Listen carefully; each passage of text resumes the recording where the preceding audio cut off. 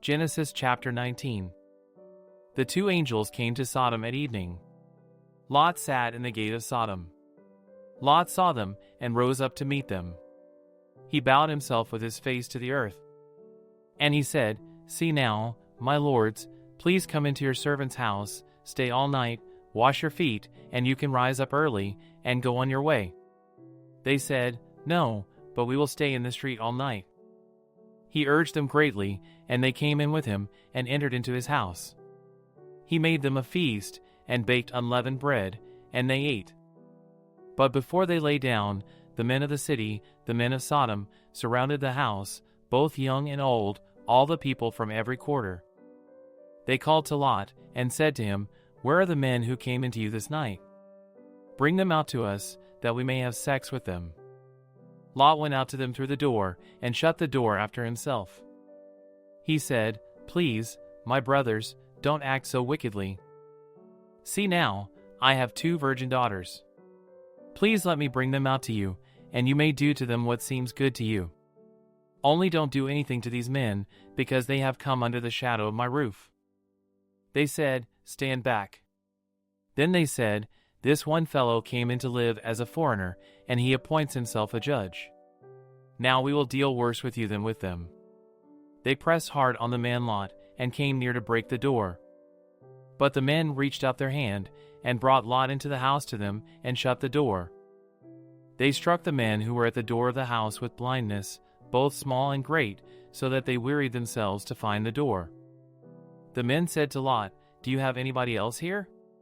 Sons-in-law, your sons, your daughters, and whomever you have in the city, bring them out of the place. For we will destroy this place, because the outcry against them has grown so great before Yahweh that Yahweh has sent us to destroy it."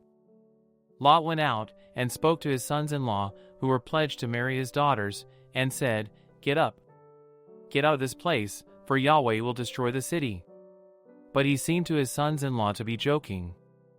When the morning came, then the angels hurried Lot, saying, "Get up. Take your wife and your 2 daughters who are here, lest you be consumed in the iniquity of the city." But he lingered, and the men grabbed his hand, his wife's hand, and his 2 daughters' hands, Yahweh being merciful to him, and they took him out, and set him outside of the city.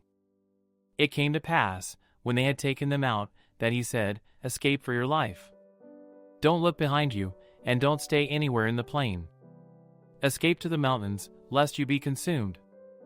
Lot said to them, "Oh, not so, my lord. See now, your servant has found favor in your sight, and you have magnified your loving kindness, which you have shown to me in saving my life. I can't escape to the mountain, lest evil overtake me, and I die.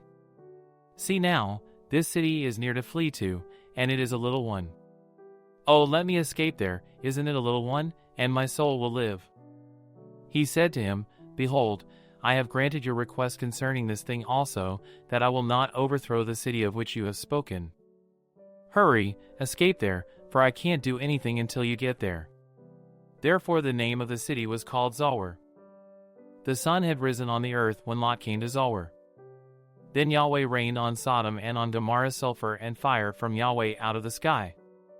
He overthrew those cities, all the plain, all the inhabitants of the cities, and that which grew on the ground. But Lot's wife looked back from behind him, and she became a pillar of salt. Abraham went up early in the morning to the place where he had stood before Yahweh. He looked toward Sodom and Gomorrah, and toward all the land of the plain, and saw that the smoke of the land went up as the smoke of a furnace. When God destroyed the cities of the plain, God remembered Abraham, and sent Lot out of the middle of the overthrow, when he overthrew the cities in which Lot lived.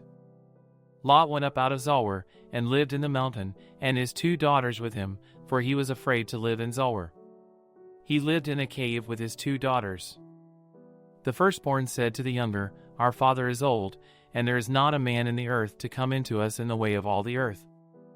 Come, let's make our father drink wine, and we will lie with him, that we may preserve our father's family line." They made their father drink wine that night, and the firstborn went in, and lay with her father. He didn't know when she lay down, nor when she arose. It came to pass on the next day, that the firstborn said to the younger, "Behold, I lay last night with my father." Let's make him drink wine again tonight. You go in, and lie with him, that we may preserve our father's family line." They made their father drink wine that night also. The younger went and lay with him. He didn't know when she lay down, nor when she got up. Thus both of Lot's daughters were with child by their father. The firstborn bore a son, and named him Moab. He is the father of the Moabites to this day. The younger also bore a son, and called his name Ben-Ammi. He is the father of the children of Ammon to this day.